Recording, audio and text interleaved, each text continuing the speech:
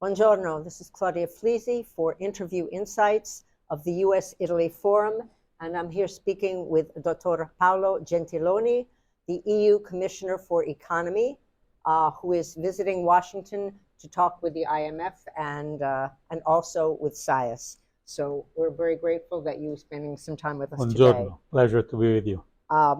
Very few brief questions because I know you're going to be giving your speech shortly.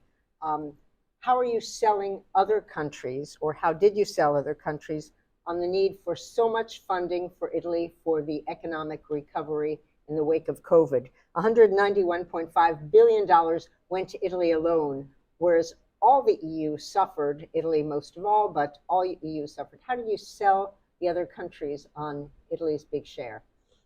Well, indeed, it was a great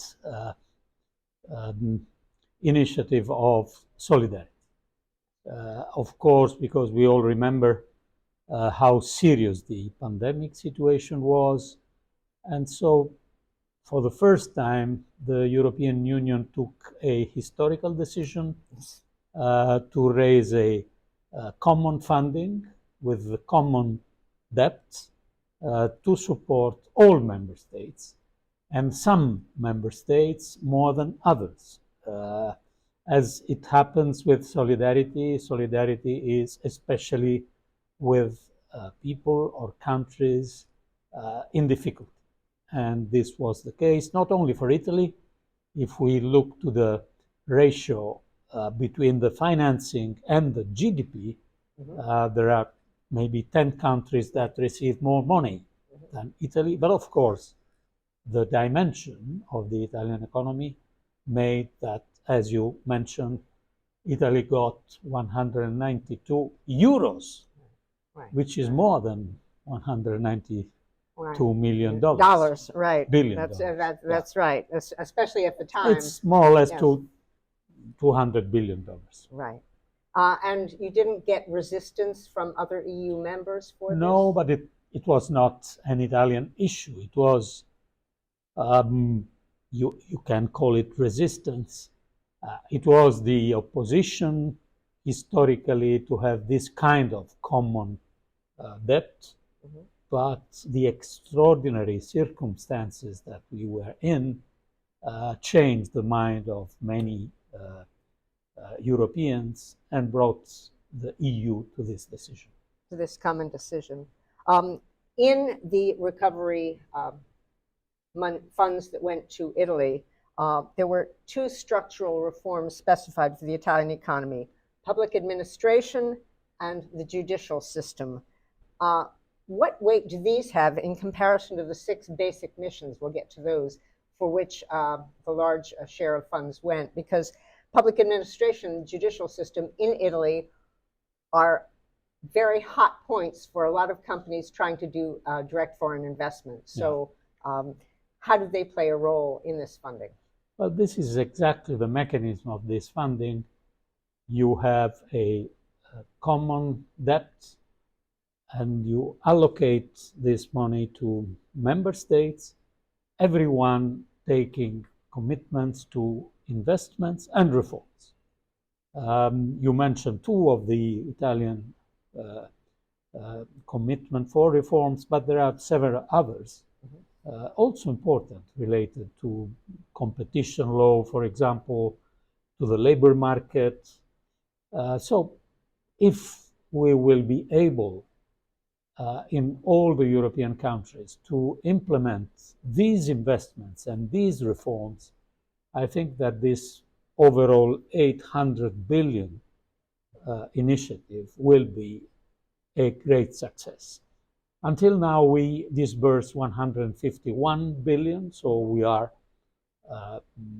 well in the program, but the real evaluation will come a little bit later, in 2 or 3 years from now. 2 or 3 years. Just for the interest of people who are listening, there were 6 missions, quote, missions in the Italian recovery plan: digitalization, green revolution, sustainable mobility, inclusion and cohesion, health, and education and research. All these are quite generic topics that would apply to just about all the countries Yeah. in the EU, not only Italy. Which of these missions would be most Italy specific? Because they all relate to pretty much everyone. Well, the idea is to translate common and general goals from each European countries in their own priorities. Okay. What we were asking was mainly two things. First, that at least 37% of the total amount of money need to be for the green transition. Okay. And second, that at least 20% of the entire amount of money is for the digital innovation. These were the two pillars and the two requests from the European Commission. Then all member states were, of course, addressing their own specificities. And in Italy, you have, for example, the development of the southern part of the country, which is a key priority, and many others. Right. Another question on another topic, not the recovery topic. You're here in part to talk about the Ukraine and funding for the Ukraine as European Commissioner for Economy. That's obviously a hot point for you these days. The appetite for this war, which has dragged on more than a year, has begun to wane, at least in the United States, politically speaking. It's become an issue. How are you keeping up interest in funding in Europe? Has there been some resistance among certain European factions as there is in the US? Or do you find still the solidarity that you mentioned with the recovery program?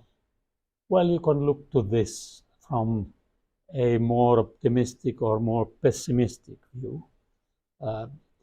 In my view, it was a great success because honestly, the fact that we agreed first on sanctions unanimously, and second, that we provided by large the European Union the larger amount of money in support to Ukraine was not at all obvious.